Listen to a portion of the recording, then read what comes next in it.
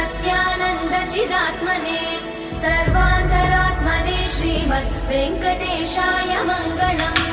स्वतः सर्वविदे सर्वशक्तये सर्वशेषिणे सुलभाय सुशीलाय वेङ्कटेशाय मङ्गलम्। परस्मै ब्रह्मणे पूर्णकामाय परमात्मने प्रयुञ्जे परतत्त्वाय वेङ्कटेशाय मङ्गलम्।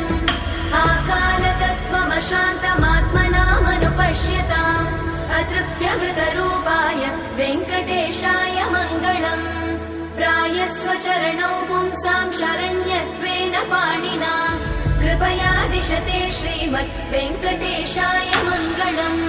दयामृततरङ्गिण्यास्तरङ्गैरिव शीतलै अपाङ्गैः सिञ्चते विश्वम् वेङ्कटेशाय मङ्गलम्।